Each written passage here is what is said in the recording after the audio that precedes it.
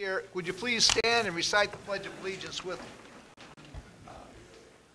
I pledge allegiance to the flag of the United States of America and to the republic for which it stands, one nation, under God, indivisible, with liberty and justice for all. Thank you very much for coming out on a beautiful summer evening. It looks like we have a lot of special guests, and I'm looking forward to hearing from every one of you. So, the first thing, what we're going to do is have commission reports, and I believe this would be the Simpson Roundhouse that we're going to talk about first, correct?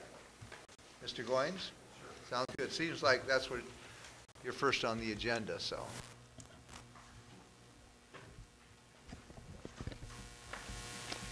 Let me get my papers out here. Thank you, Mayor and Commissioners.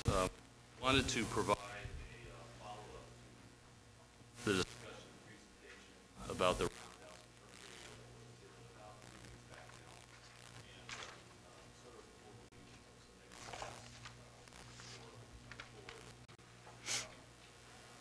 This is the same information as described an optional process, a number of decisions and milestones that the city would need to, I guess, facilitate as part of moving forward with a plan. There would be a feasibility and testing that would occur, analysis, and I'll talk about detail in a minute. We talked about three general strategies. One was really recognizing, I guess, we didn't have the resources or the energy to take this on at this time, but rather than miss an opportunity later to follow the facility, do on the national.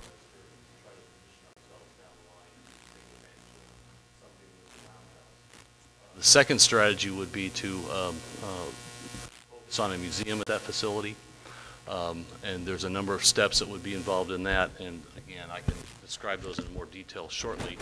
But the report that was provided gave some detail to these steps along with, I know this is kind of hard to read, it's a lot of text in here, but the numbers are provided in there in terms of range of cost for these different elements.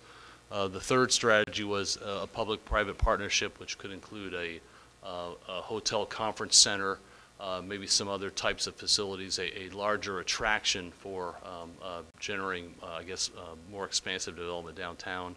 That may include relocating the Tolly in that location. And either one of those strategies could include excursion trains leaving the area for various destinations. This graphic basically provides some overview of the surrounding area, and what I added on the side here are some of the basic pros and cons specific to the location.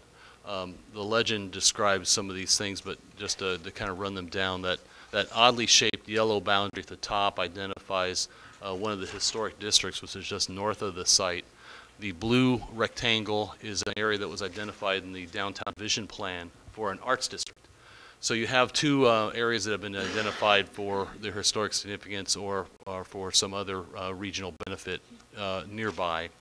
The pointer doesn't work, but you can see on sort of in the lower right quadrant, there's a parcel there. It sort of has a rounded edge to it. That's the actual parcel that's been created that contains the roundhouse. In fact, that back side, that rounded edge, is the back side of the roundhouse, and you can kind of see the outline of the roundhouse in white there in the image. That parcel extends into what is a private road at that point out in the street, but it's a pretty small, pretty tightly constrained parcel. Those blue and red shapes to the west of that are areas that have been identified in different plans as potential development sites, whether they're redevelopment or they're undeveloped sites that could be part of a future larger strategy. In the pros, I listed the proximity of the site to downtown. It's obviously walking distance, also walking distance to other historic buildings that someone coming down to look at something historic might want to see. It's also one block off the state highway. It's just one block from First Street there. Under the cons, I listed the small size of the parcel. The parcel is very constrained in terms of what else can go on it in its current configuration. It has a rail line bisecting it, a private road to the west, creek to the south, and then the building itself is butted up against what's the rear property line. The site has very limited access. This diagram provided 3 options for access, and that may not be the only ones there are, but there was an option to bring traffic through the Railroad Avenue gate through some sort of security clearance checkpoint, and then south through the mill site into the area. Obviously, it's problematic because you're going through some mill operations there. The second option would be a pedestrian crossing in about the location there is one now, where the safety alley access was located. That's an at-grade pedestrian crossing just north of Goldsboro Creek. The third access point was further down to the south, and you can kind of make out that dashed line there. Along the southerly limits of this diagram, then turns north and goes up through what was some old rail access and layout yard across a bridge that's currently crossing Goldsboro Creek and into the site. That bridge is being utilized by SPI as their proposed mill access for logging trucks. So that's a serious concern. I listed as a pro and a con the proximity to the mill activities. I think it would depend on who you ask, whether that's a pro or a con. Some folks might believe that having maybe access to some sort of viewing station where mill activities could be viewed, or having that discussed as part of modern logging activities, might enhance the attraction. Others might cite that as a concern for safety or other things, because obviously it's an operating mill and there's trucks moving around, there's lots of heavy equipment, so it could be a problem in that regard. This is more of a site-specific diagram, and this shows, you can see the detail on that parcel now, where the turntable is, the roundhouse itself. That blue structure to the west is what was the substation for the mill. That will no longer be operational. SPI has already done a number of improvements that would replace that. It shows the location of the mechanic shop and some other facilities, including a former car repair facility. So this gives you a flavor of what's around it, and including some of the rail lines, particularly the rail lines directly west. Burlington Northern and the Navy operate rails in that vicinity. I think there's also a Puget Sound Pacific rail in that vicinity. This graphic shows some of the optional excursion destinations. There's been a lot of discussion about having that as an enhancement as part of what would be an attraction here. What I've listed here is, I think, 3 potential destinations for excursions. The rail line that's currently the Simpson line, the sort of the reddish line there, shows historically where those lines ran. Some of those tracks are still in place. The track that goes out to Dayton Mill is still in the ground. This would require some retention and maintenance of that Simpson Railroad to provide access to the Dayton Mill site. From there, there might be opportunities to go to Vance Creek, the High Steel Bridge, or other locations in the area could offer some tourist destinations for those kind of attractions. A second option might be the Little Creek Casino. That would take that that spur line that Burlington Northern operates down kind of south and southwesterly there. That might be, in terms of a track, the track that's probably in the best condition might be the easiest one to facilitate that kind of excursion. Another option might be a destination in the Kitsap County, taking you to Bremerton or Silverdale, and that would be on the Navy Railroad line. So in summary, and again, the report gives several pages to say what I'm saying on one little slide here. Strategy 1 would be just to identify this is something we'll put out for the future, to mothball the facility, and to nominate it for the National Register and get those elements in place to allow you some time to maybe gather some resources and funding.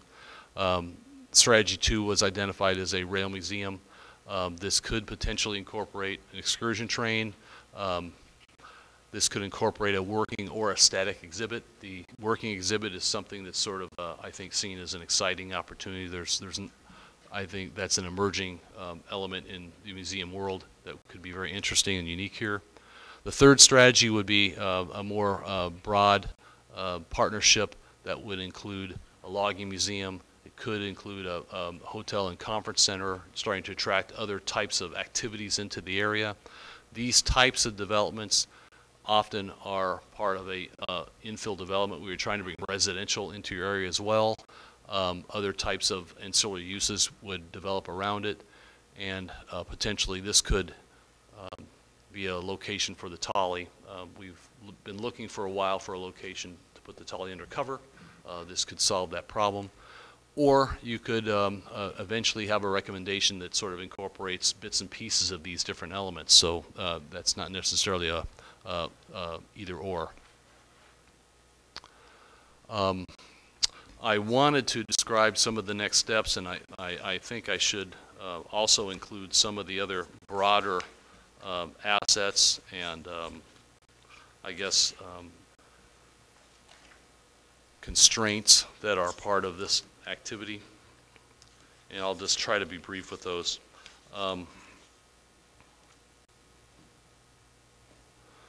Obviously, this type of facility is going to draw a lot of tourism.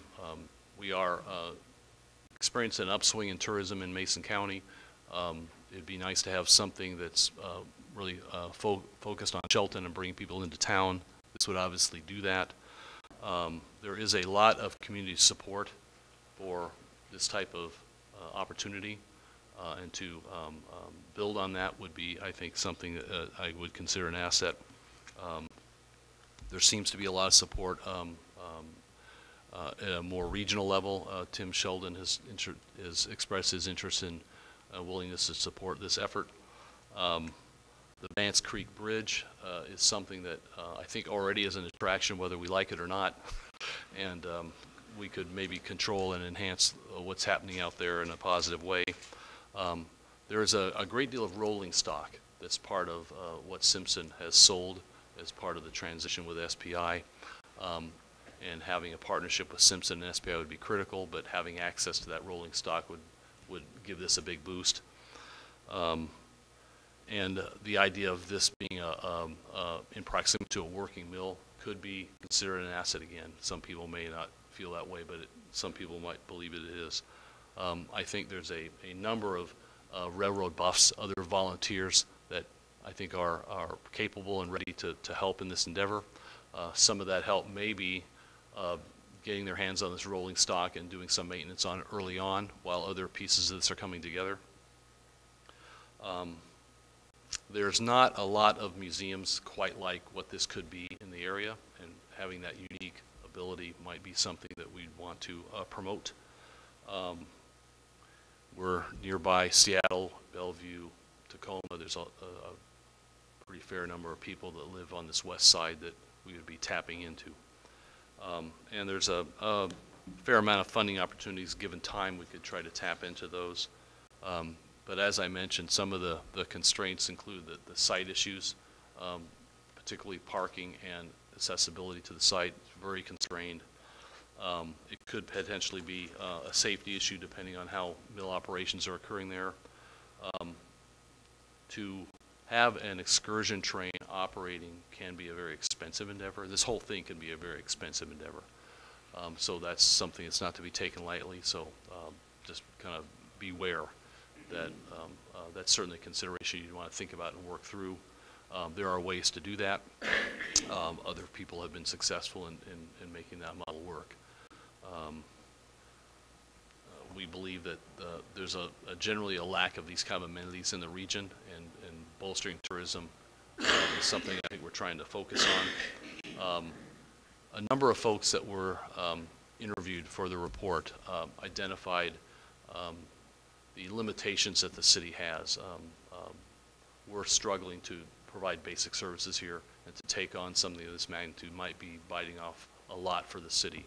But if we were able to coordinate this with other partners, with the county, historical society, and others, that partnership, which might include a development authority eventually doing some sort of operation. Maybe the Port of Shelton gets involved. As you add partners, it becomes more viable. I guess in closing, what I wanted to do was just bring this back out in the forefront and start this public discussion. I think there's a lot of interest in this. There's a lot of people here that probably will have a lot more to say about it. But getting some initial first steps identified and moving this forward, I think, is the next step. So unless you have any questions for me, I'll allow the public to come up here now. Questions for Steve? At this point, I don't. Yeah, I don't have any questions for Steve. I am interested in. Do you want comments before the public speaks, or how do you want to do that? I'm looking at the agenda here, and it looks like this is just pretty much information gathering tonight. And I will make a statement that I think it has potential to be a phenomenal thing. But I think, just off the top of my head, and I thought about this for a while, is if you had a group that could spearhead a grassroots movement, okay, and kept hitting at it, and maybe start with the mothball experience, and then start fixing up this, and then start adding this, and just keep hit, and they have to be committed for years, 5 or 10 years.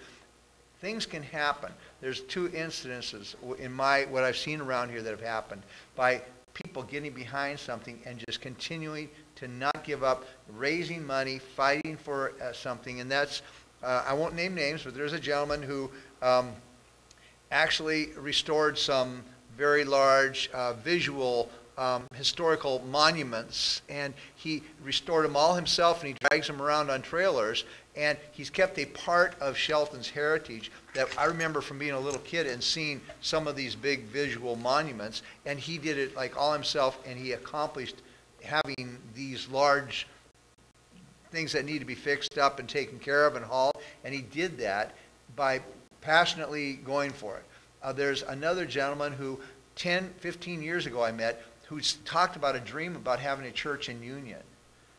The guy never gave up. And last week or 2 weeks ago, they're doing groundbreaking on a church, a brand new church in Union, but he stuck with it and kept hammering at it for 10 years. So this, I also don't think this would be a commission or even the administration of Shelton, our main focus. Our main focus could be to facilitate, work with, help with grant writing, and to help the vision, but it would have to be a volunteer movement, and it would have to be real big, and I don't think anything's impossible if you got the people that are really willing to commit themselves to a long-term project. So that's just my ramble about it, but I'm not against doing first, like the mothball phase. I'm not against that. Funding obviously is number one in the world on that. So I don't know where you want to go with this. Would you like to just have everybody come up and speak in favor of what you're doing? I think you're correct. I think most of the folks would want to speak during the general comment period, but I think they anticipated being able to speak tonight about this item. I have a comment. Okay, Kathy? Another grassroots project, two grassroots projects, small and large. Small was the dog park. That started with a group of people that wanted a good dog park for 4 or 5 years. We got together, we got have a dog park. Bigger one is the Shelton pool. We had people that fought for that pool, raised $125,000, I think, something like that, to keep the pool open, and now that group has gotten bigger and is working on a recreation center for Shelton.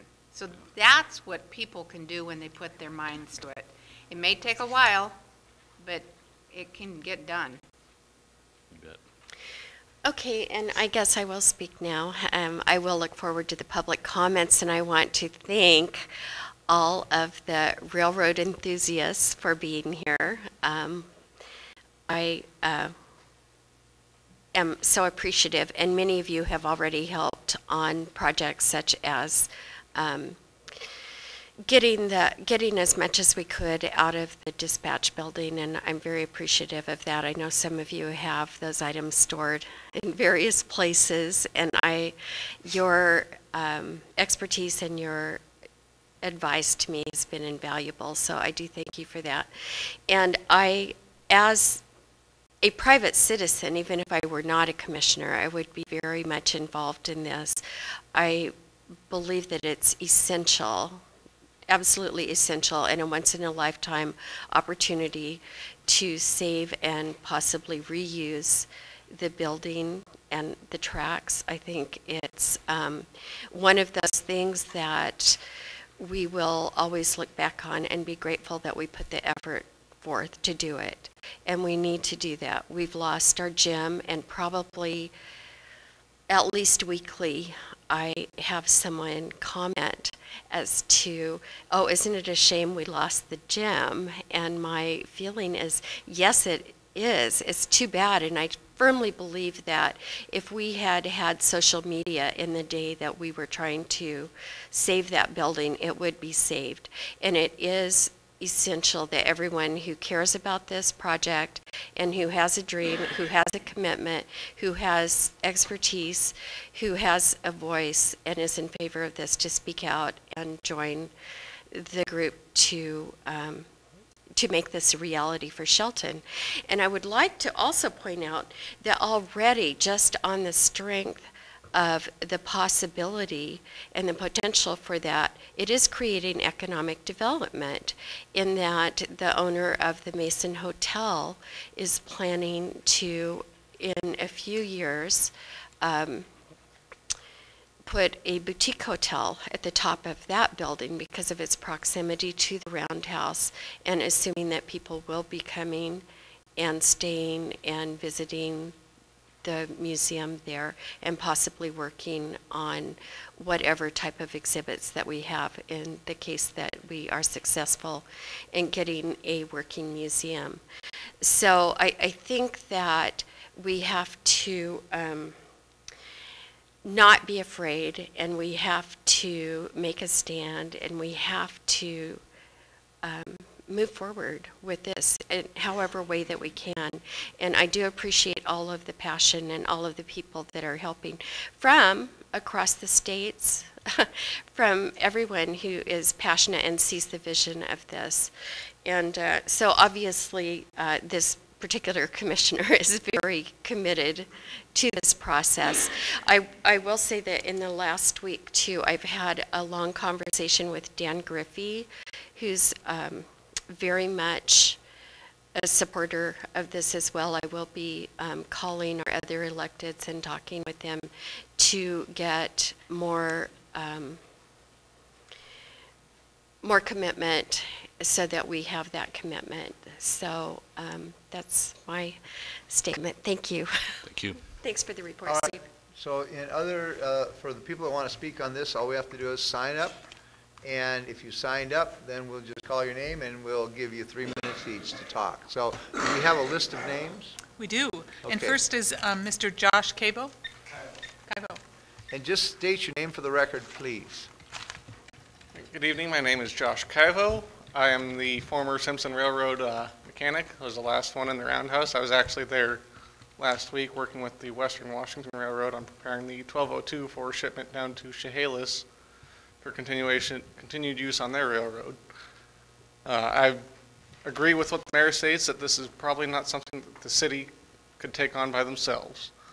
But as a facilitator, if they were to acquire the right-of-ways, existing Simpson rails, the Roundhouse, we could work with Sierra Pacific and Simpson on reacquiring the rolling stock, which has not been sold off yet. Now, obviously, some of the pieces of equipment have been sold off.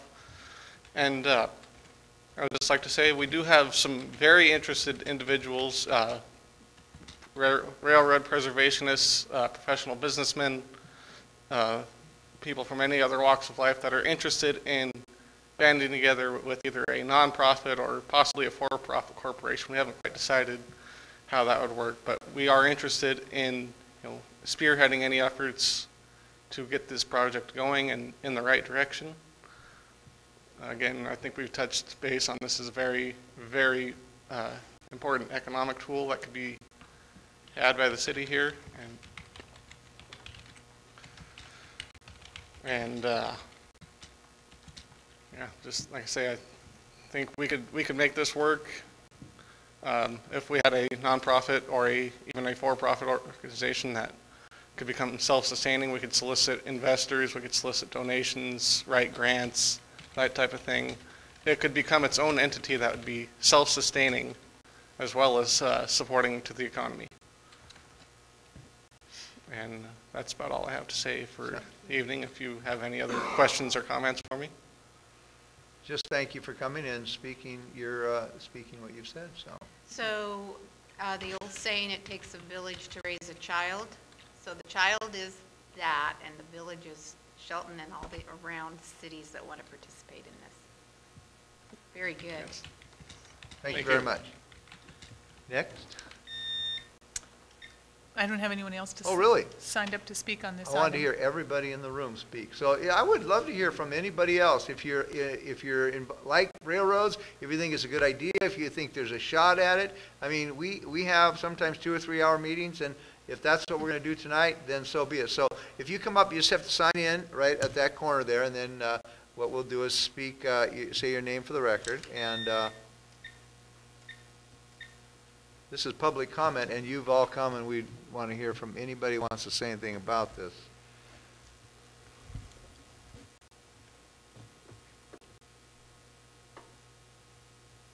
While we're waiting, I will just make one more comment that I neglected to say, is that I had a long conversation as well with Dave McEntee, who is with Simpson, and he has pledged Simpson support as a partner if we're able to put a reasonable plan together.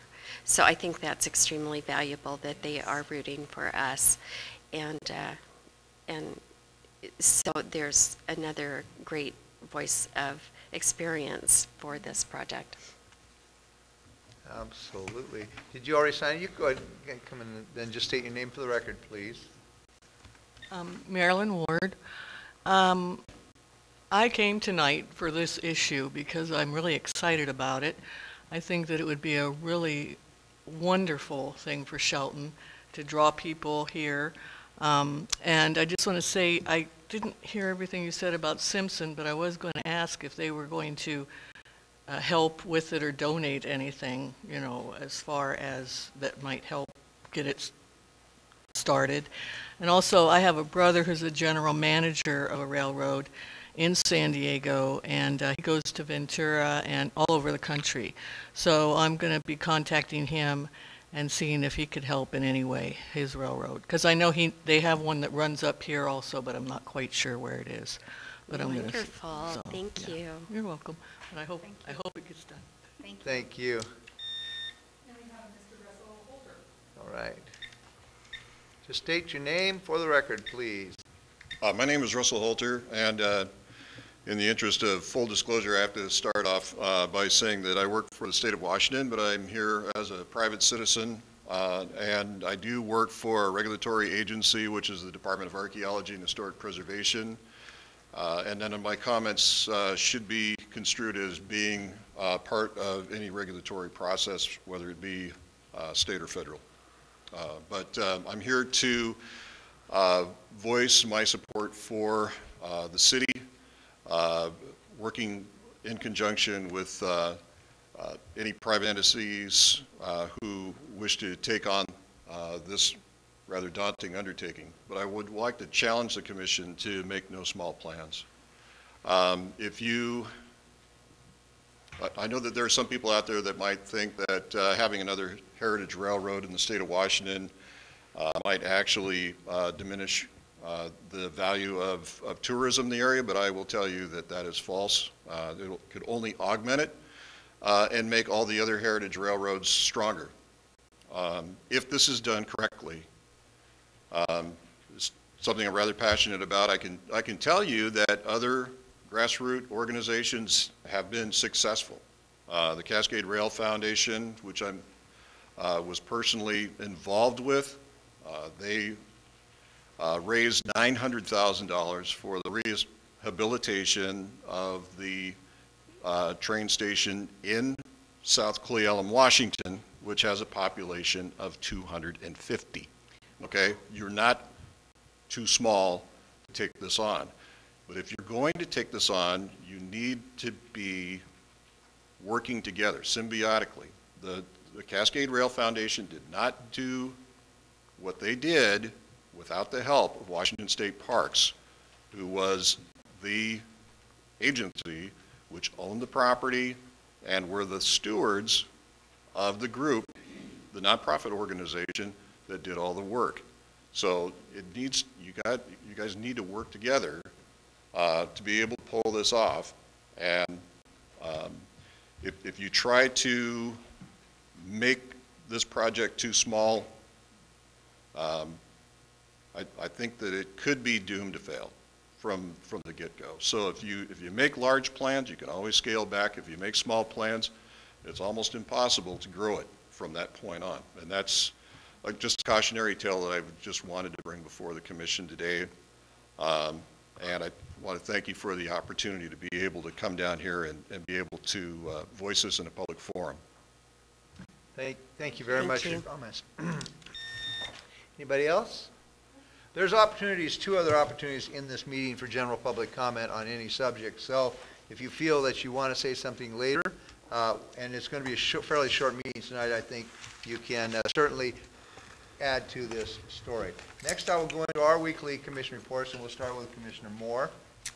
Okay, well, it was a great grand opening of our Lake Boulevard Pioneer Way project, and I am so pleased. It's such an exciting day to have that huge road project finished. It's gorgeous. I'm excited that my grandchildren will have a safe way to school now.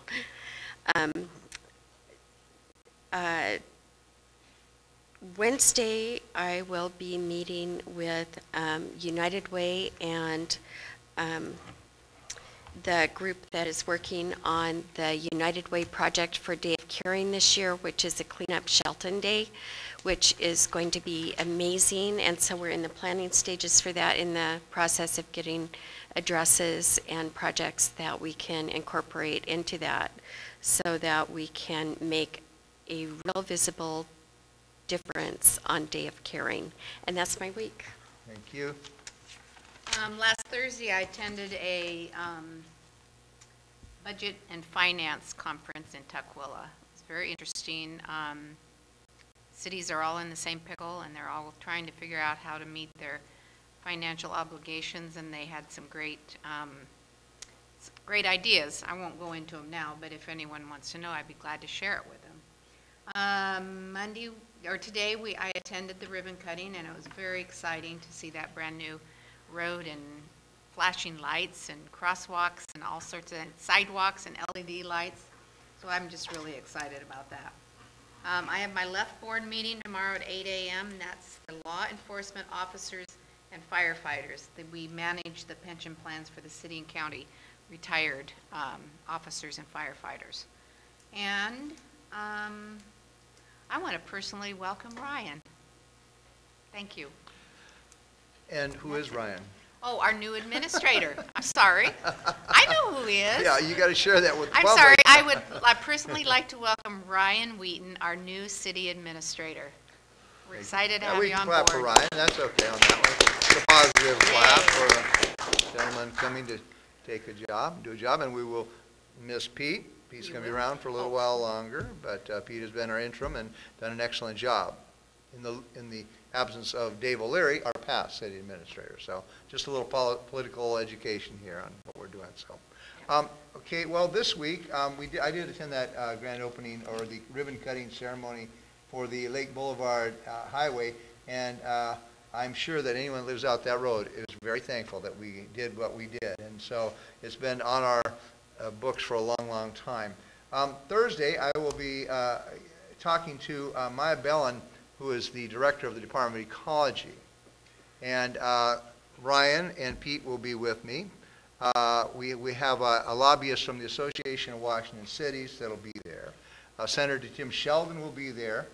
And a mayor from fellow Washington will be there. And what we are doing is, a couple of years ago, the city of Shelton started a sewer funding coalition of other cities that were facing extreme debt concerning to the cost of new sewage treatment plants and basin projects. And by building that group up now, and we have then turned this over to the Association of Washington Cities, and so we are getting prepared for the legislative session that's coming up, and our conversation with Maya Bellin will be primarily to see how we can interact with her and help her to achieve her agendas for restoring funding to the Centennial Clean Water Fund, which is a major funding source for small rural communities to get money to help them on their basin projects and sewage treatment plant projects. So we'll be primarily talking about what the agendas will be for the Sewer Funding Coalition in the next legislative session. But I will also be making a plea to her on getting additional grant funding for our last major basin, which is Basin 3. And so this year we're going to do a big push to see if we can't get more money so that the ratepayers can experience a little relief in their obligations to build all of these things. So that's our Thursday meeting with the Department of Ecology, and that completes our commission weekly reports. And again, if people want to speak, there's a couple other opportunities for general public comment. One of them is now. So here is another general public comment period for anyone who wants to speak about anything other than, actually it doesn't matter, I can speak about anything, but if nobody's rushing up to sign up, we'll move forward. I have a Mr. Forrest Cooper. Okay. And I have one more thing to say before Mr. Forrest Cooper comes up, is that there was a resident that came down and watched the ribbon cutting today, and she wanted me to be sure and tell the Public Works Department and whoever else worked on that road that it was worth the wait. And it's beautiful, and she's excited that she can walk on the sidewalks all over the place, and she doesn't have to feel like it's going to be a danger. And she's an older lady, so she's thumbs up to you guys. It's beautiful. All right, Mr. Cooper. Thank you very much, Commission. I'm Forrest Cooper, 409 West Railroad and 807 South 14th Street. Critique. What does that word mean to you? A few weeks back, I made a statement at a commission meeting and afterwards received a comment from a city staffer. Forrest, I like your statement, until the negative part. I'd like to offer my experience to help you better understand my commitment to the public comment portion of our city commission meetings. My wife Amy and I met in college pursuing bachelor degrees in visual communications with majors in graphic design and fine art. Throughout our education, we participated and were subjected to numerous critiques. We were taught how to constructively critique someone else's work and also, as difficult as it was at times, receive constructive criticism on our own works of art. This developed many skills that range from communicating positive ideas to another artist to defending a creative decision that was grounded in strong emotion and well thought out intent. To give you an idea of how much time we spent on this, the normal critique would last about 4 hours and only contain maybe 10 works of art from other classmates. This skill, combined with numerous studies in psychology and self-awareness, has helped Amy and I to hone the skills necessary to not only move forward with our own endeavors, but to also offer constructive criticism to fellow colleagues. So to the advice from several city staffers to keep all comment positive, although positive reinforcement is great, constructive criticism can sometimes be more helpful and in some cases aid to avoid failure or disaster. After the previously mentioned commission meeting, while chatting with Amy over dinner, she pointed out my level of critique might be received as negative comments and not constructive criticism. Bingo! It all made sense. My wife knows best. So tonight I'm here to explain that I have a great love and appreciation for this city and its staff and will continue to offer constructive criticism to not only help the city succeed, but to offer the perspective of a Shelton business owner, building owner, homeowner, ratepayer, sales tax generator, volunteer, artist, friend, and neighbor. I offer help and criticism to the city the same way as I would to a fellow artist, with the intent on helping to achieve success, not failure. Thank you so much and keep up the good work. Thank you. I have a Mr. Joel Hawthorne. All right. Joel Hawthorne from Shelton. And I just wanted to bring up, I don't think it's been brought up yet, but another method of income that a railroad could be used to bring in as car storage. And Josh mentioned earlier the Western Washington Railroad. That's one of their main sources of income. A railroad is not always moving cars, but cars that aren't used need to be stored somewhere, and clients will pay to have them stored on unused trackage. I just wanted to bring that up. Hey, thank you for the idea. Anyone else? That's it for this. All right, we have another opportunity later in the meeting for any other comments. So, at this point, are we ready for reading the consent agenda? Yes. Yes. Could we please have a reading of the consent agenda? Consent agenda, vouchers numbered 12173 through 12273 in the amount of $746,144. Commission meeting minutes from business meeting of July 18th, 2016, and study session of July 25th, 2016. Is there a motion to approve the consent agenda? I will move to accept the consent agenda. I'll second that motion. There's a motion and a second to approve the consent agenda. Any further discussion? Hearing none, all those in favor signify by saying aye. Aye. Opposed? The agenda passes. Next item is, I think our only major item here is under old business, and we're going to talk about something we've been talking about, and that's some well options. So I'd like to turn the meeting over to our Public Works Director, Greg Clark, at this time. Thank you, Mayor, Commissioners. Once again, we're talking about well options, and we did some more research on operational opportunities to save some money, and the briefing report goes through that a little bit. We, of course, talked about a variety of options on July 5th, and then on July 18th, we kind of distilled that down to 3 options, one being to look at this year's possible dry season, and just coming in and lowering the pump 42 feet to get more head above the existing pump. The Commission challenged us to go back and even look further as to how we might be able to save even that amount of money and apply it towards the reconditioning of the well. And so we did that. I went back and talked at length with my crew, and we actually came up with some really good ideas that hopefully will be received tonight, and how we might be able to eliminate option 1, the expenditure of the $20,000.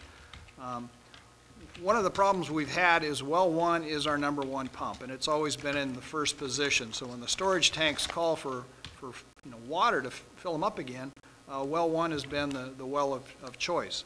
And as that well pump kicks on, and because of the aging of the casing and the fact that it needs to be cleaned, we feel that, well, the concern is that the drawdown within the casing, when the well kicks on, the water above the head of the pump is about 25 feet at rest.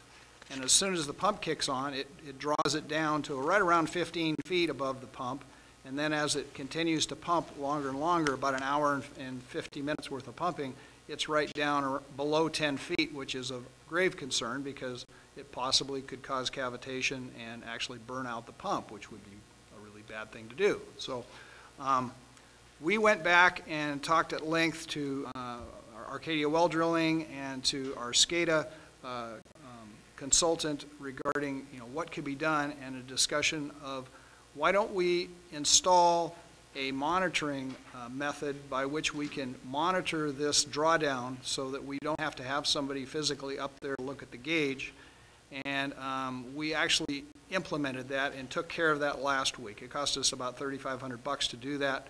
It'll provide us good information not only now but way on into the future, but it allows us to tie that into our SCADA system. So once the water level now above the head of the pump reaches 9 feet, we can shut it off and let it rest until it reaches 20 feet for at least 15 minutes, at which point we could turn it back on. The other thing we did is we took well 1 out of first position for the call for water, and we put well 3 and well 4 ahead of it. So well 3 and well 4 are now our lead pumps. Well 1, being the one we need to recondition, can be in third position. So if we do have an extreme draw for water in the downtown or a Capitol Hill area or whatever, we can pull well 1 onto the system, but it'll come on third. Anyway, that we feel pretty comfortable in delaying the, well, we just wouldn't need to lower the pump 42 feet as our initial plan was. We could take that money, apply it towards the reconditioning of the well one, which was the second option, which was for about $195,000. We felt we could recondition that pump based on the estimates we've had. And we hope and pray that that will be the case. We can recondition the well. Of course, we won't know until we pull the pump and TV it and all that, but it's our belief and from the experts that do this all the time that this is a very desirable thing to do and should work. They don't see any reason why it won't. But the other thing, the option 3 that we produced information on was the extension of a pipe, a pressure line from well 1 out, connecting it into well 3 to provide redundancy for Upper Mountain View pressure zone as a supply. So those were the 3 options, and staff at this point would recommend that we not do option 1, that we, as brought it forward tonight, just allow the changes that we've made in operations to cover this summer. We also are looking into a water conservation possibility that we can I forget the buzzword for it, water storage response plan, that should we end up in a difficult situation, that we have tools in place by which we can reduce consumption rather swiftly within the town, possibly alternate day watering, that kind of thing. But we would like to see the commission move forward with option 2 and option 3. And so I'll be happy to answer any questions at this First, and we've kind of set this up as this is an action item, so we have the opportunity for any public comment on this action item. And so if anyone would like to speak, we'll have you speak first, then we can talk about what we want to do and probably make a decision on this. So if anyone has anything they want to say about this well, now would be the opportunity. If not, we will talk about how we feel about it and what we want to do. So all you have to do is come forward, sign in at the table where Leslie Ann, I believe, is sitting, and then And I have a we Mr. will- Toby Kevin. Okay, well, maybe Toby, Kevin, you would like to come and speak now while these fine people are getting ready to talk. My name is Toby Kevin. I live at 709 Terrace View Drive and do business at 218 North 3rd. Commissioners, staff, first, I really have, I think, been on record about this before, and I don't want to bore anybody by repeating everything. A couple of things have come out in the discussion over the weeks and months that I would like to comment on. I think we all know that This would be just about the well, this comment. You can speak at the next general public comment. If it's about the well, that is the I'm opportunity. getting to the point. If it is about the well, then now. I'm getting to the point. Okay, as long as it's well, that's fine. In the discussions about the well and this project, things that I have heard in this room and elsewhere involve discussion of the high water and sewer rates. It's been pointed out that even fixing the well now, borrowing the essentially free money from the state, would not raise the near-term water and sewer rates, and I just wanted to repeat that for the record. The other issue that's been raised in connection with the debt, with the project, was the level of debt, long-term debt, that the city of Shelton has. And I simply wanted to say thanks to Pete Butkus for publishing a memo that clarified it and made it clear what the number is. And that's my comments. Thank you very much. Ms. Marilyn Vogler? Marilyn Vogler, 420 East Poplar. There are a lot of issues with the well that have to do with judgment calls and philosophies about spending money. The one I want to speak about, though, was brought up at the last discussion of this, and that would be the impact of expanding our urban growth area on demands for water service. I spoke briefly with staff about this and learned that it's not an immediate demand, but once you enlarge the urban growth area, and I think I have this right, you then have to go back to your strategic plan, your long-term plan for your water system, and take that into account and revise then plans for developing adequate water supply. I noticed that the ordinance for UGA expansion is on the agenda in October. And I would simply urge you, before you make a decision on the urban growth area, I would urge that you understand the implications that would have for the water system.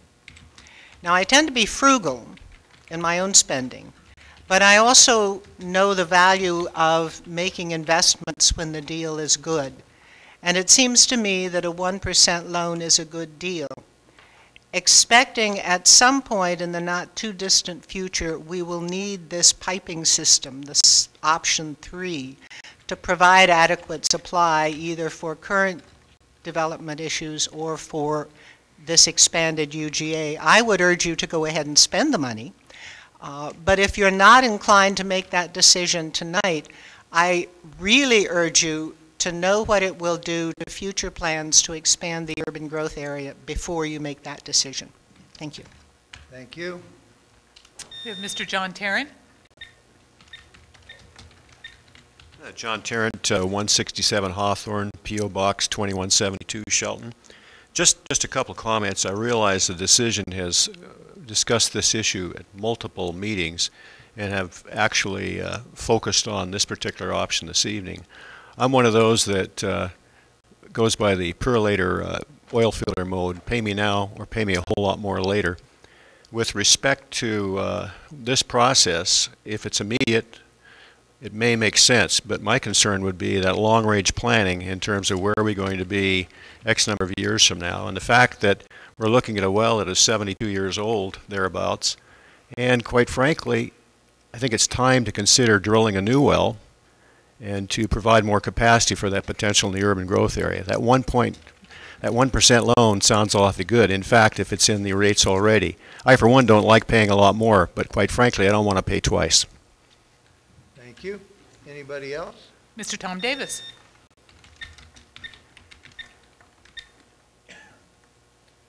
Good evening, Mr. Mayor, Commissioners. Tom Davis. As you know, I do not live in the city, although I do have rental property in the city.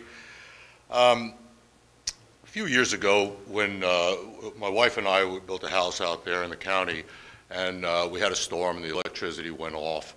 And of course, after our pressure tank was exhausted, we had no water. And instinctively, maybe 20 times during the day, I'd walk over to the sink, I'd turn the faucet, and I was surprised there's no water. You'd think you'd learn after 4 or 5 times.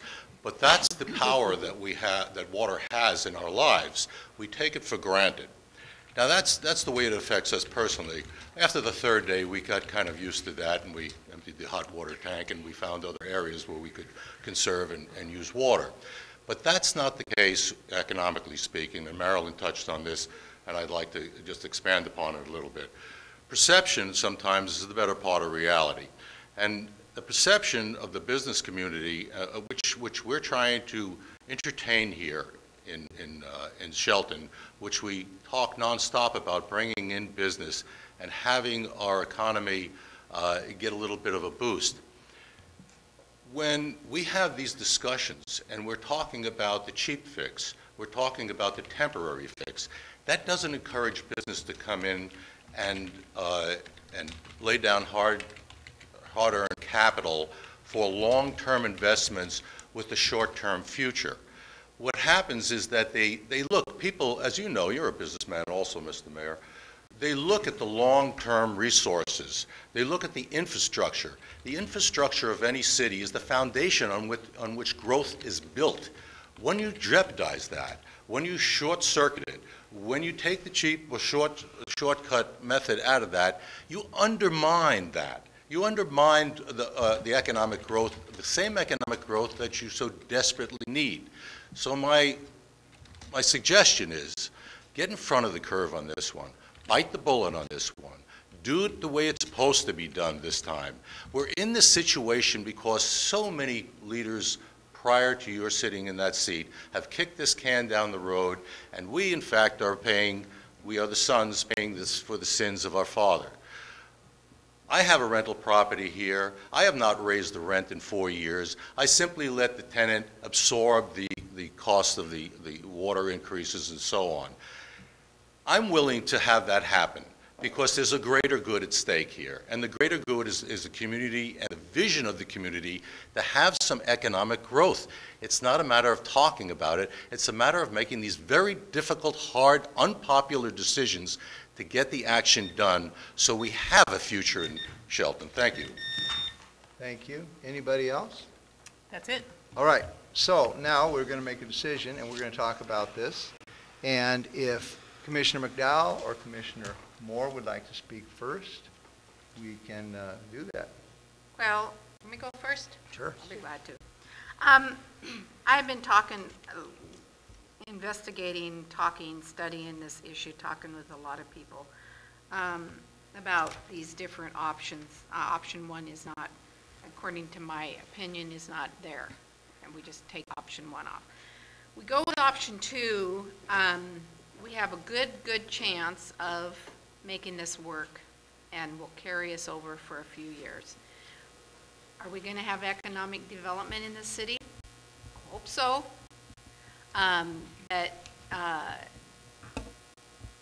So we have to look at that. I am willing to look at, I don't think we need to look at option three for the fact that we have the 1% loan till the end of March of 2018. Is that right?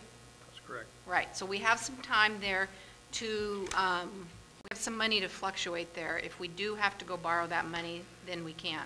But the piping up to, the water pipes up to the upper pressure mountain view zone, I think can wait a few more weeks until we get a little more information on the necessity of that right now. But that's how I'm going with what I feel. Okay. I thought that the projects had to be completed by 2018. Yeah, for clarification, the projects need to be physically done by March of 18, and there is certainly lead time in order to get a project bid and a contractor on board and the project built, and it depends on what we're building. If it's just a water line for about 2,000 feet, that's one thing. If it's a larger project like a tank or something like that, it's certainly going to take more lead time than that. So to answer your question, Tracy, yes, we're on a time. We're on a time frame where, depending on the size of the project, we need to move fairly soon. But the piping could certainly wait. That's not a problem. Typically, when you do a big project, it costs more if you piecemeal it. Is that correct? Or if you can bid the whole project in the beginning, your prices tend to go a little better for the bids? There's economy of scale, definitely. Okay. So we know that we need the pressure zone. We know that we have a limited time to take advantage of the 1% loan. We know that we have a requirement to get the pressure out to State Patrol and out to that end of the line. So I don't see any advantage to waiting. I think that we need to do this right now while we have the 1% loan so that we are able to take care of our agreements and so that we are able to meet our commitments and do the best thing for the city so that we don't have this hanging over our heads and be faced with maybe dire consequences. So I totally believe that we need to do option 2, option 3, and we have had, the experts have spoken, everybody's spoken, you guys have done a great job of getting those costs down there. This isn't a new well, but if this is the method we can all agree on, then I would be happy with that. Okay. You wanted to? Yeah, I just had one more question. How long If we decided to go with running the water line out, how long does that take?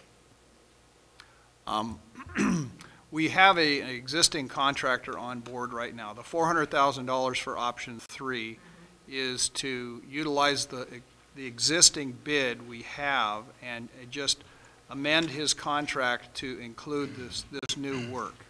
If we have to go out and put another bid package on the street, advertise, select a contractor, and that, it's going to be more expensive than the $400,000. That just, because we have to put it out to bid again. But the $400,000 is a very good number right now, based on the length of the line and the fact that we have a contractor that we could do a change order and move forward on. But is there a date on that contract is up?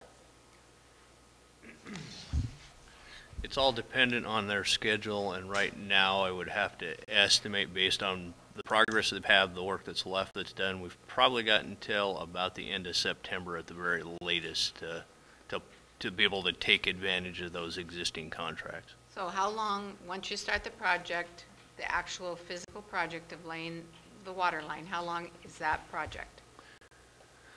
The contractor we currently have under contract, based on the length of pipeline he's already done and the similarities between this, it's probably about a 2 to 3 month piece of work for them to do. So I just have one more question, and it went out my mind. Gosh, I'll think of it later. Just a couple of points of clarification. Number one is we are all voted in as commissioners to serve the ratepayers in this city. And I've been on this journey for 10 years. Okay? And the general way that you do these things is the government comes with a low-interest loan, and you do it, and you keep plugging away at these infrastructure projects, and you complete one, you do another, and you complete one, you do another. And then after a while, unless business catches up to you, low-interest loans are just like high-interest loans. You still have to pay the payment on a low-interest loan. And what happens is we have built up a beautiful infrastructure. Nobody's denying that. And we are continuing to build infrastructure. But what happens is business is not caught up to us yet. And so the ratepayers are paying the bills for a $50 to $60 million debt service without the help of the new businesses coming in. That's the truth. That's reality. And so it has been my mission to attempt to put some sort of stop measures on continually having a habit of borrowing more money, borrowing more money, borrowing more money, and saying, build it and they will come. That works in some cases. I've talked to cities where they built a brand new plant or they did something, all of a sudden business came in and caught up with them and everything was beautiful. But to borrow money just for the sake of borrowing money, had I and Kathy McDowell not said, just a second, $1.3 million, we want to look really close at this, we wouldn't be having this discussion. It would have been $1.3 million. We would have had a new mill. Well, we would have this line run and everything was fine and all that stuff. But I have to work, I have to do what I said to the ratepayers. And I have to ask these questions. And this is not a cheap fix. This is not a temporary thing. They rebuild that well, put $200,000 into it. That well is not going to go dry in 2 or 3 years, is it? Why would the experts say that you can fix that well rather than drill a new well if it was going to go dry in 2 or 3 years? This is not a cheap fix. This is not a temporary move, okay? So as long as I'm mayor of this city, I will question every single million or multi-million-dollar loan. And if I can find an opportunity to do an adequate job for a little less until business catches up to our infrastructure, which unfortunately it hasn't yet. I don't have any signed contracts for certain projects that we've been planning to for years and years. This city is literally drowning under the payments of low-interest loans. Well, that's the facts, okay? And I will not continue to borrow millions of dollars of loans to do things, and I haven't. And as long as I'm here, I will vote against that until business catches up with infrastructure. It's the old thing. Live within your means, folks. And this is a great example. I think we're going to have a good well for $200,000 instead of $1.3 million. That line, that 400 feet of line, or whatever it is, $400,000 line, we can do that at any time we want to do that. Okay? And pressure by using arguments like, well, if you do it later, it's going to cost more money, and you can't, all that stuff, we've been hearing it forever. And I'm just telling you, I represent the ratepayers, and I will not continue to do things that are going to keep pushing their rates up until we get other people to come and help along. So my suggestion is, thank you for the $3,500 option on the well number 1. Thank you for putting 2 and 3 before it. Good measures. I will easily support a $195,000 restoration of the existing well that was recommended to us by experts, and I would be happy to do that. And so, but I will not pay for a $400,000 line right now because we just lost mills, and we are not in an economic situation where I want to borrow more money. I mean, that's my story, and I'm happy to say that. Can you just one second? Okay. So that's my story, and I have no problem in saying that. I'm happy to say that, and I'm happy to know that there is a large number of people, believe it or not, in this community. They're very thankful that we are looking at every one of these loans and that we are not just saying yes to all this stuff. So that concludes my comments on this issue. Now, Commissioner Moore. Thank you for that. Okay, so I would like to say right now, I am on the board of the Mason Transit Authority, and we have some retail spaces over at the Transit Center. We had 4 national franchises that were interested in coming here, and the reason that they gave for not coming is concerns about the water, and also concerns that for the debt, the city debt, because it had been promoted as that Shelton was on the verge of bankruptcy because of the debt, which is an extreme fallacy, because why would they keep trying to give us money and offering us money if they thought we were not going to repay our loans or that we could not afford it? We have a good debt ratio. So those are 2 things that's not really working for me. This water issue is keeping economic development out of our community because the people want to be sure that they are going to have water, and they are willing to pay to come here if they have a community that is willing to grow and to succeed and to prosper. But they're not willing to come here with their money to give us the money and say, oh, let us help you prosper. We have to be strong. So, okay, I had one question. What happens if we don't meet the requirements that we agreed to get the pressurized system out to the State Patrol?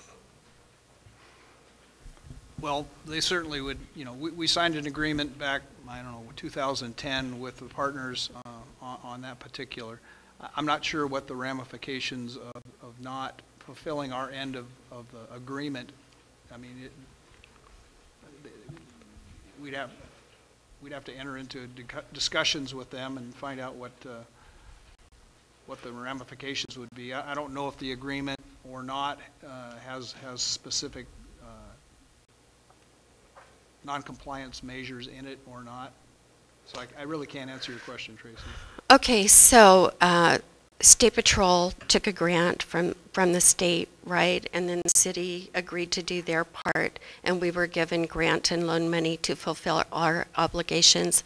So at this point, we're looking at not fulfilling our obligations if we don't do this pressurized line.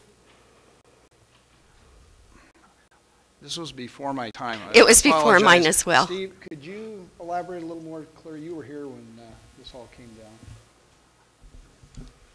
Sorry, put you on the spot. I'll try to articulate this. We had a regional plan with the Department of Corrections, State Patrol, and initially the Port of Shelton for the regional project. The vision and how that project moved forward changed over time. We landed on a 4-phase project, and a portion of that was the water line extension A portion of that was the satellite facility. A portion of that was upgrades to our downtown plant to accommodate more capacity. The structure of that agreement changed over time. There was a period of time where some capital funds were identified that were granted to the State Patrol for their share of the regional plan costs. There was a window of time where we had to complete those elements, or the legislature was going to reappropriate those funds for different purposes. At that point, we had to restructure the regional partnership, and a lot of the improvements were funded by our partners, in part because they had this money they had to use, and the portions that were left for the city to build are mainly the portion before us now. I don't know if Michael wants to add to that or not, but our portion became these latter phases, building these mainly the tanks for storage needs for the Upper Mountain View pressure zone and the other elements of the part of the phasing plan that we've been talking about for some time. Okay, thank you. So basically our reputation is on the line. Even if we're not fined, it doesn't look good. Okay, and then the other question that I had is, I am concerned, and I was actually unaware about the water requirements and the expansion of the urban growth area. So once again, we're looking at economic development restrictions if we don't go forward with this. On that item, we are doing a analysis of what impacts that would have to our utilities for these proposed expansions. That will be part of the consideration of our comprehensive plan update. We are required to forecast in a 20-year horizon what effects that might have and provide some planning level estimates of what those costs are. More specifically, we plan out for 6 years in a more detailed fashion, so we know in the near term what those effects might be. I should add, in the case of the one of the areas that is proposed for expansion in the urban growth area, we are anticipating that development will occur at the tail end of that 20-year horizon. So in the next 10 to 15 years, that particular area we don't anticipate will have a great effect on these utilities, because that area probably will not become ripe for development until the tail end of that 20-year horizon. Okay. Okay, thank you very much. Okay, I thought of the question. Okay. Are you done, Tracy? Yes. Can we wait a few more weeks on the water pipeline to the Upper Mountain View pressure zone? Commissioners, it's your choice. No, but is it possible? We're not. Oh, absolutely. Okay. There wouldn't be a problem delaying this for a few So weeks. more information that I would like to receive and some questions I would like to know. I would like to do that. I'm for number 2. Going with that. We can always come back and change if we have to. All right. It looks like we are getting close to making a decision on this. We just had that. You can talk on a general item after we're done. We have another opportunity under general public comment. Okay, so at this point we've asked our questions, and it appears that we need a motion to choose our best option. So I would entertain a motion. I think that Commissioner McDowell just asked to put off the decision for... Well, not for the drilling or the refurbishing of this well. No, what I'm asking is that I want to go with 2, but we still have some time in the next few weeks to add on number 3 if we need to. So that's what I would like. So you're prepared to make a motion motion concerning the refurbishing of well number 1? Yes. I make a motion to go with option 2, the refurbishing of the well. Do I need to say any more on that? I would appreciate something in the motion saying that we will make a decision on option 3. Okay, so let me start over. I want to make a motion that we move to make a motion on the adoption of number 2 with the option to come back in a few weeks and adopt 3 if we need to. I'll second that motion. There's a motion and a second. for the option number 2 with an amendment, a caveat, to revisit the $400,000 water line in approximately 2 weeks. Staff can come back with even better, maybe more information on exactly how that all fits into this. But I think we are all in agreement on starting the process of fixing well number 1. If that's what your motion is. This is my motion. Okay, so we have a motion and a second. Any further discussion? All those in favor signify by saying aye. Aye. Aye. Motion passes. Thank you. There is no new business tonight, but we do have a city administrator, and we have an opportunity for a administration report. I would ask in favor of the general public comment, Mayor, and then I'll close up. Okay, now we have another general public comment. So if you would like to come, just sign your name in. You've already signed, John, so you can just. Well, I did want to make sure that I didn't waste any more of my 3 minutes. I want to sign every minute. No, John, I used to do this to you, and I know you hated it when I did this, so I'm going to be a lot more. So you're annotating what I have to say, right? You can talk first if you want, or you can. Whatever order it's in. All right. You want to go first? Okay. Thank you once again, Commission, Mayor, Forrest Cooper, 409 West Railroad and 807 South 14th. I always get those mixed up. Anyways, I just wanted to say something very brief. I wanted to say thank you very much to Pete Butkus. He has been an amazing interim administrator. He could have came into this position just trying to keep things afloat while he was here. Instead, he really went above and beyond to not only communicate with you guys, but also with the interested members of the public like myself. I've had some great one-on-one conversations with Pete. I really appreciate everything you've done, Pete. And Ryan, I welcome you. Thank you so much, you guys. Thank you.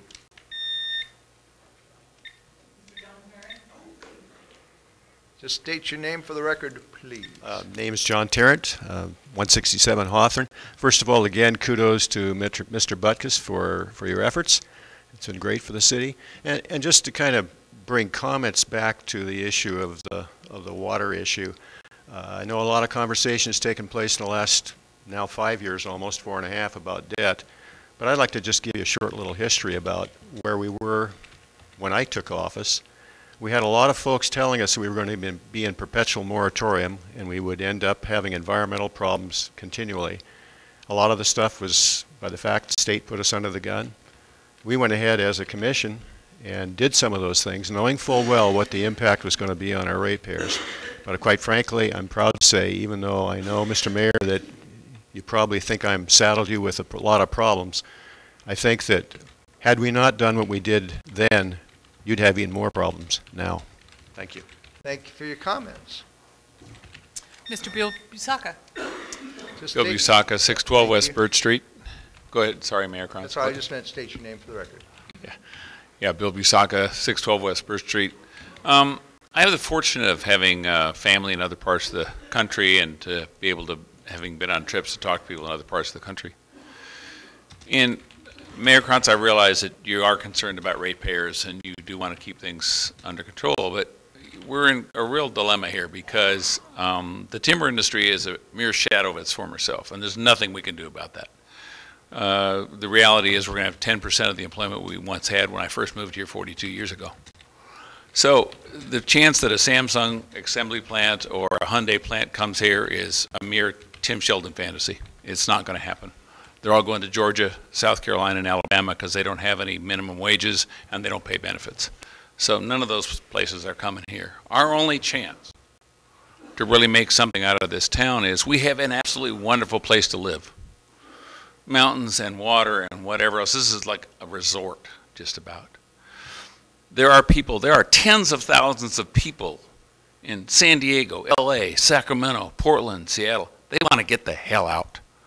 You go try driving on the LA freeway sometimes. I mean to tell you, when somebody turns on their turn signal, you better be ready to get the devil out of the way because they're coming over. And people are tired of that. And from talking to even a man that lives in Asheville, North Carolina, small, nice, comfortable towns, pleasant, crime-free towns, people are just flocking to them from the big cities. and they pay cash for the houses. So here's how your ratepayers are going to get helped. Because when people come here as an urban growth area that's a pleasant place to live, that will spread out the costs of infrastructure among all the new residents here. It will attract businesses here. So you're caught between a rock and a hard place. If you over worry about the ratepayers, these people from these other urban areas are going somewhere else. They're going to Port Townsend. They're going to Silverton, Oregon. They're going to Gig Harbor. They're going somewhere, but they're not coming here. So at some point, we've got to present a front that we want those people to come here, because it will actually, I mean, I watched, you know, when housing values went down after 2008. I was dumb enough to build my house in 2005. Yeah, my value of my house went way down, but the mill rate went up, and so I'm still paying the same taxes. Swinging deal. So the thing is that when there are more houses around and more people, that means there are more people to cover the cost. And therefore, I think that in this case, I think we need to swallow hard, fix the $400,000. We need to make people that are coming to this area look like it's someplace they want to come to. You should see what housing values are in even Thurston County, Pierce County, King County. We're way behind the curve on home values here, and it will go way up if we attract people. Thank you for your comments. Is that it? I'll make a final comment. I want to thank everyone that came out tonight, and I want to thank everybody for their comments, because we are in a community, and there is not one doubt in my mind at all about all of our desire to make this a better place and to work together to do it. Through civility, we're going to do it. But because somebody might not agree with somebody else on an issue, folks, if we're going to, if we're going to do this, we're going to work together to do this without attacking one another. And I thought it was a real civil meeting tonight. And so, except for Pete Buckus, I thought he was out of line. But just kidding. Don't report that, please. So, anyway, so I just wanted to say thank you for a civil meeting tonight. Now, Pete, is your opportunity. Mr. Mayor, a couple of comments here to the commission and the public assembled.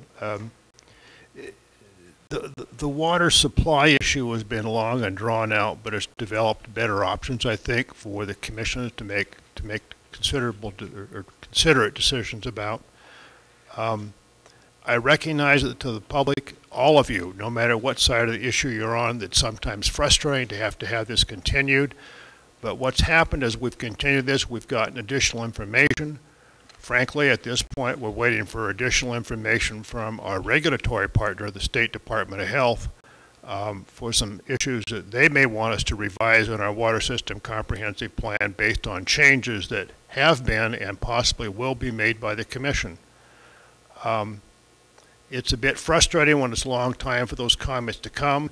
Just as the staff and myself are frustrated at the delay of the Department of Transportation of either giving us permission or saying we cannot do back-in angle parking on 2 blocks of Railroad Avenue. We are a creature of the state, we are created by the state, and we end up being subject to sometimes delays by the state in getting things done. So having said that, the positive aspects of this, I want to thank the Commission and all the members of the public I've worked with. It's been a wonderful 10 weeks here as your interim administrator. I'll still be hanging around. I do live in Mason County when I'm not off doing consulting jobs elsewhere. It's been some wonderful management challenges and some great people to work with, both elected and appointed. And I just say thanks to the Commission for the opportunity to serve. And that's it, Mr. Mayor. We can clap for Pete. There you go. Thanks, sir. And our new city administrator that's coming aboard, would you like a few minutes to say anything to the public at large? I will have a lot to say in the future, I'm sure, but I just appreciate the opportunity and I'm excited to get started next week. Thank you. All right, next on our agenda is final touches, administration final touches. Okay, none at this time. And our next meeting will be next Monday, August 8th at 2 p.m. in the afternoon. Can I say something? Well, absolutely. You can talk anytime you want. Yeah. We have to remember, it's just not our water issue that's holding our city back. We have other issues in our city where people do not want to come in, bring their businesses or settle. So we need to remember it's just not the water issue, it's a combination of issues that we are working on to get our city up and running and a place that people want to come. Thank you. And I will say that my biggest problem is that I grew up on the Beatles song Dear Prudence, and unfortunately it just latched onto me so that I got it in every walk of my life. So, Dear Prudence, Prudence, you know, be prudent, like be careful, yes. don't spend too much money. Prudence. That's right. Are you going to be here next week? Items on the agenda next week. Okay. All right, that was so it. I already Thank adjourned you. the meeting. Those final comments were free. No one had to pay for them. Thank you very much for coming out.